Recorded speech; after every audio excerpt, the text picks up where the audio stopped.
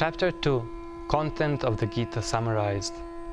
That is the way of spiritual and godly life, after attaining which a man is not bewildered. If one is thus situated, even at the hour of death, one can enter into the kingdom of God.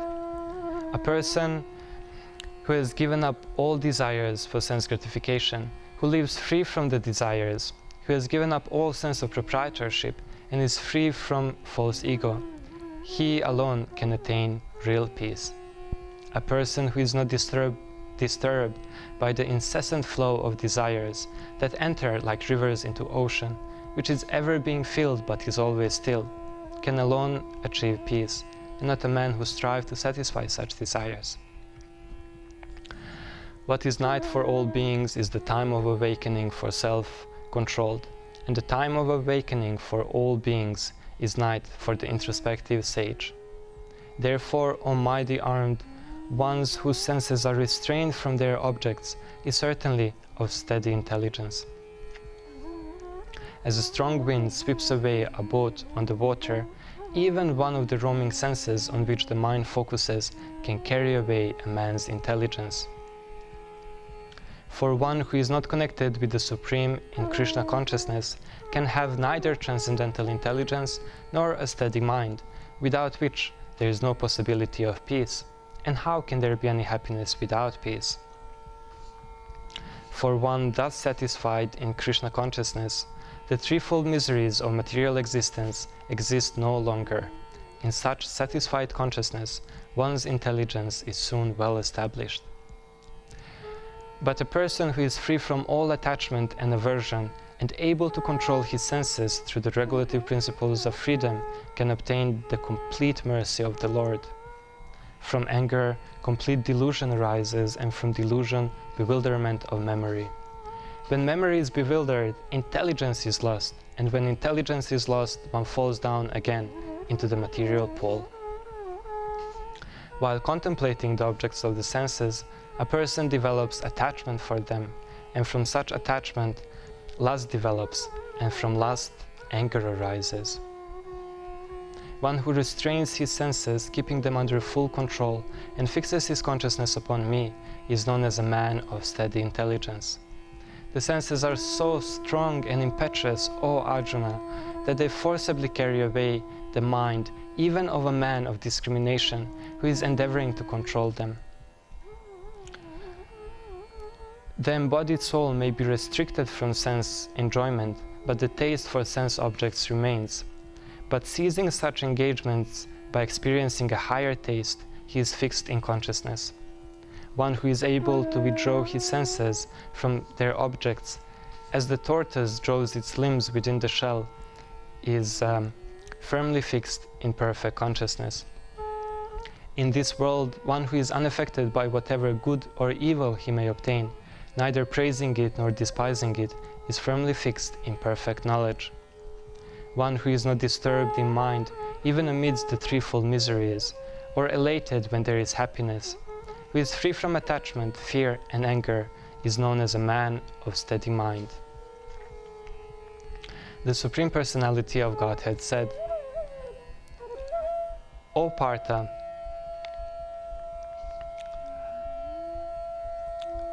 one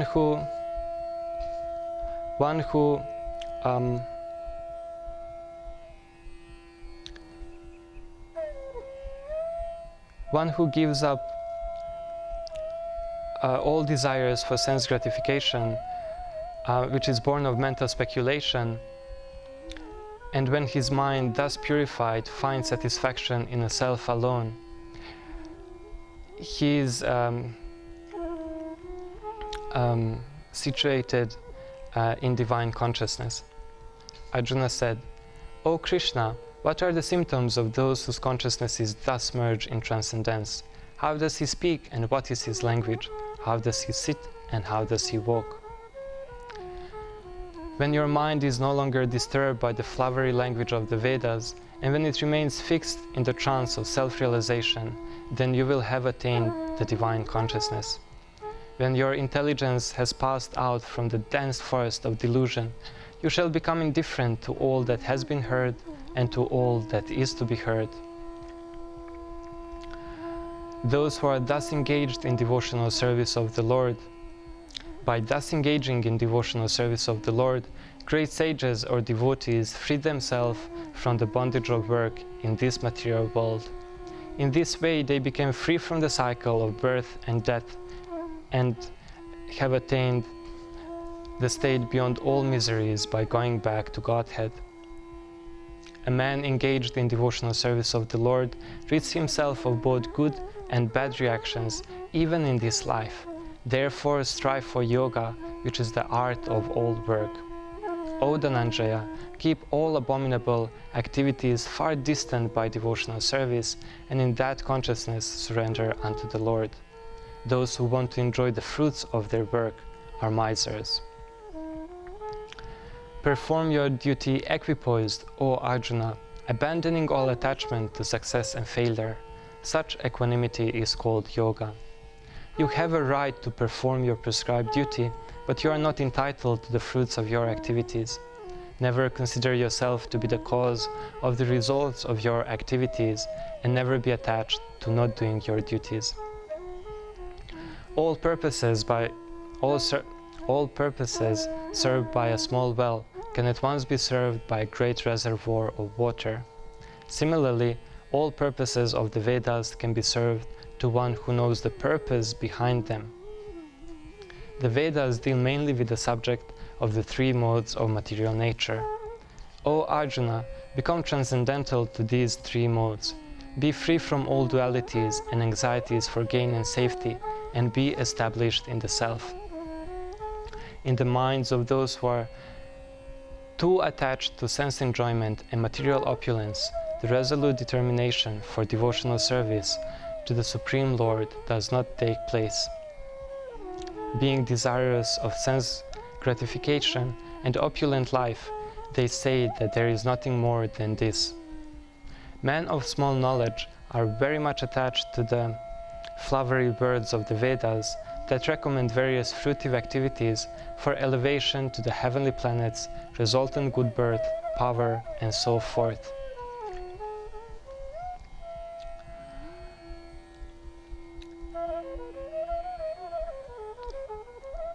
Those who are thus engaged on this path are resolute in purpose, and their aim is one.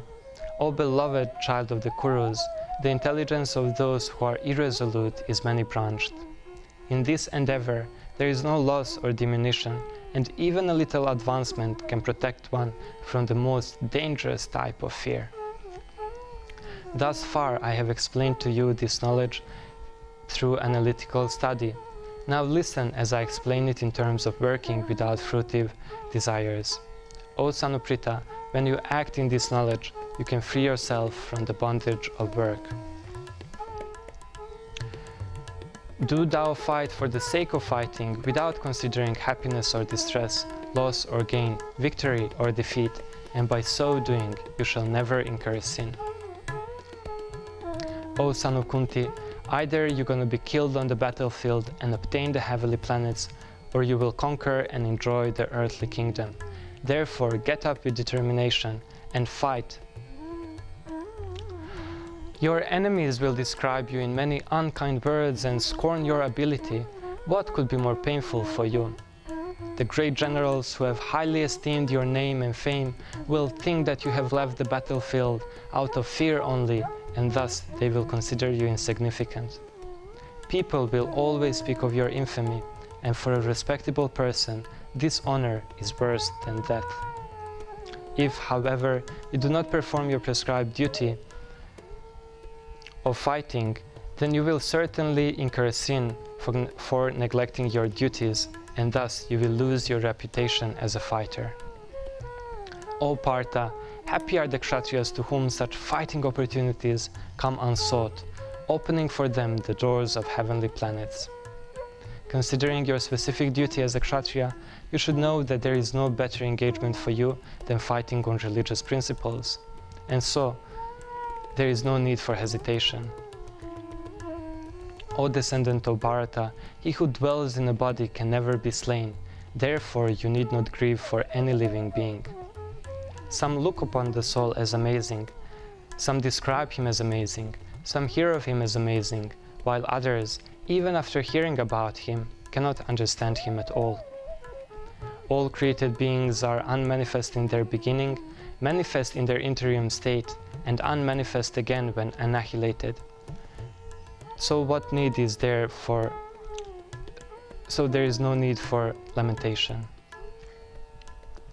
One who has taken his birth is sure to die, and after death one is sure to take birth again. Therefore, in the unavoidable discharge of your duty, you should not lament. If, however, you think that the soul or the symptom of life will always be born and dies forever, you still have no reason to lament, almighty armed.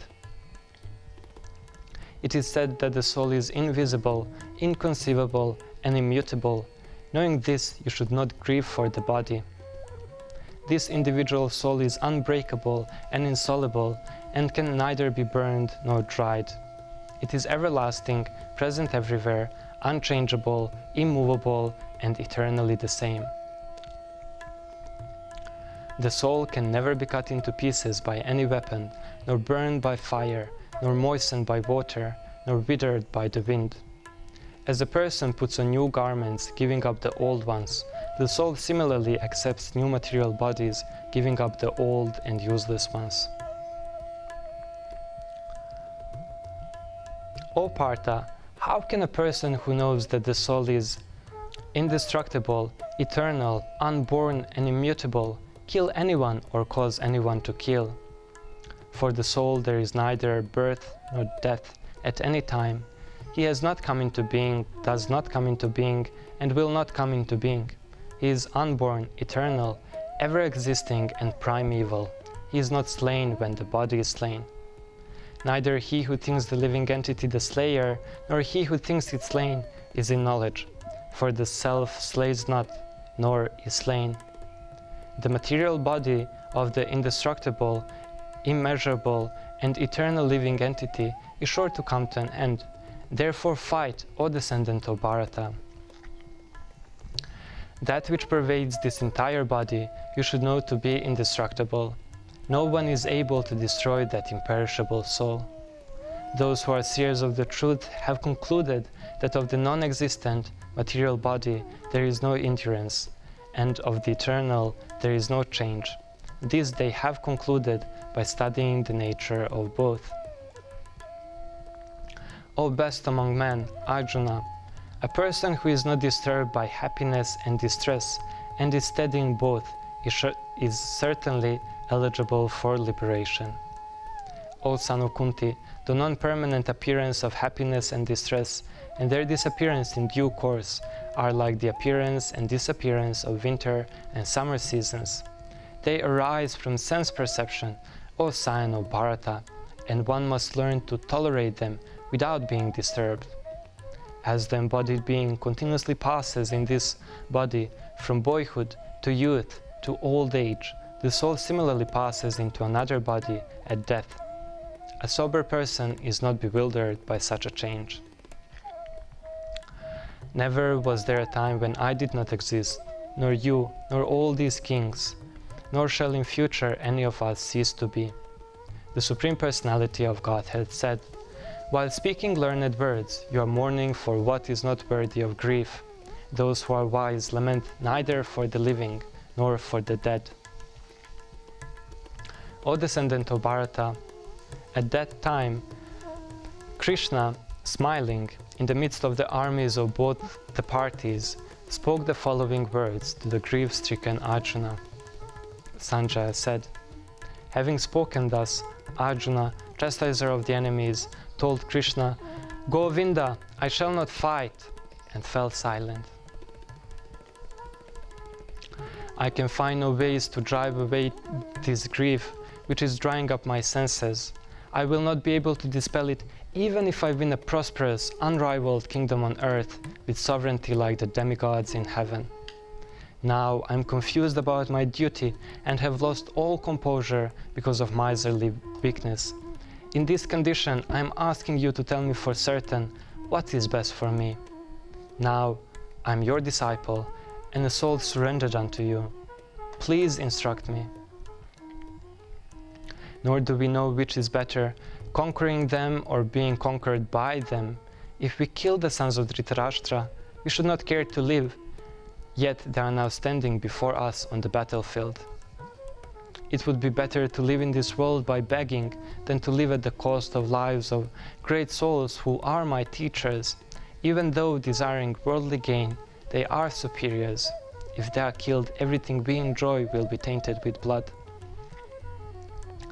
Arjuna said, O killer of enemies, O killer of Madhu, how can I counterattack with arrows in battle men like Bhishma and Drona who are worthy of my worship? O son of Pritha, do not yield to this degrading impotence. It does not become you. Give up such petty weakness of heart and arise, O chastiser of the enemy. The Supreme Personality of Godhead said, My dear Arjuna, how have these impurities come upon you? They are not at all befitting a man who knows the value of life. They lead not to higher planets but to infamy. Sanjaya said, seeing Arjuna full of compassion, his mind depressed, his eyes full of tears, Madhusudana Krishna spoke the following words.